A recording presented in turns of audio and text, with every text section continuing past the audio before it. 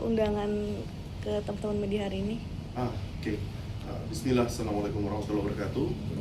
Saya Fandi dari Mualaf Center Indonesia, dan di Mualaf Center Indonesia saya menjabat sebagai Ketua Umum dari Mualaf Center Indonesia. Undangan pada hari ini adalah untuk mengklarifikasi bahwasanya yang dikaitkan dengan Mualaf Center Indonesia terkait pencabutan sertifikat syahadat atau surat pernyataan masuk Islam yang diberikan kepada Dr. Richard Lee itu bukan merupakan pencabutan itu diambil oleh tim dari Mualaf Center Indonesia maupun pengurus dari Mualaf Center Indonesia. Karena apa? Dr. Richard Lee itu tidak difasilitasi dan juga tidak bersyahadat di Mualaf Center Indonesia, dan sertifikat syahadat beliau tidak diterbitkan di Mualaf Center Indonesia. Dan terkait dengan berita di media massa yang mencantumkan bahwasanya adanya Kohani Kristanto yang disebut ada beberapa disebut sebagai founder, disebut sebagai ketua, disebut sebagai sekjen dari Mualaf Center Indonesia, ini adalah berita yang tidak benar. Karena di Mualaf Center Indonesia itu foundernya ada 5, dan salah satunya ini tidak ada nama Hani Kristanto. Hani Kristanto pernah menjabat di Mualaf Center Indonesia sebagai sekretaris jenderal itu pada tahun 2014 sampai 2016. Jadi 2016 beliau sudah tidak berada di Mualaf Center Indonesia. Dan ketika pencabutan itu, Hani Kristanto sudah barang tentu bukan bagian dari Mualaf Center Indonesia. Itu tentang posisi dari Kohani Kristanto. Dan juga tindakan dari Kohani Kristanto mungkin adalah bentuk dari punishment dari secara administratif yang mungkin diambil oleh yayasan yang beliau naungi, mungkin yang dimana tidak menjadi tolok ukur bahwa Dr. Richard Lee ini juga akhirnya status mualafnya itu terangkat atau syahadatnya batal, bukan itu. Tapi saya yakin juga dari Kohani Kristanto itu hanya ingin memberikan sanksi secara administratif, kan, yang mungkin dengan berbagai alasan yang beliau ambil, gitu kan.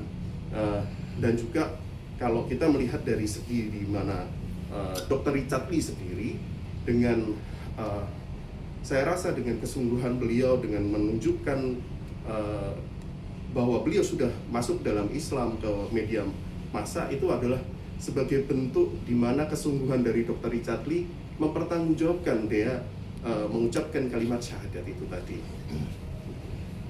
Artinya terkena dampak sendiri sih Mualaf Center Indonesia dengan kekisruhan ini semua?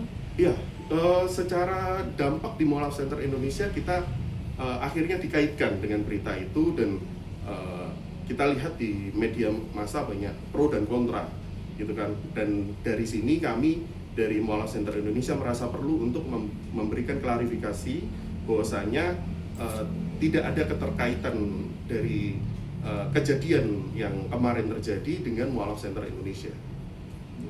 Udah ada dampak kerugian belum sih Mas mungkin? Secara kerugian sih enggak sih ya. Kalau kita bilang secara kerugian enggak, cuman mungkin ada stigma atau sentimen-sentimen negatif yang akhirnya mengarah kepada Mualaf Center Indonesia. Kayak kita dapat DM dan lain sebagainya gitu. Seperti apa gitu Mas mungkin bentuk sentimennya? Ada beberapa yang langsung mengatakan bubarkan saja Mualaf Center Indonesia, terus juga secara mengatakan kami bikin kegaduhan dan lain sebagainya, padahal hal-hal ini tadi tidak diwakili atau tidak dilaksanakan oleh tim dari Mualaf Center Indonesia. Gitu. Sebagai penegasan, berarti Mualaf Center Indonesia nggak ada kaitannya dengan pencabutan sertifikat dari DRL ya? Betul.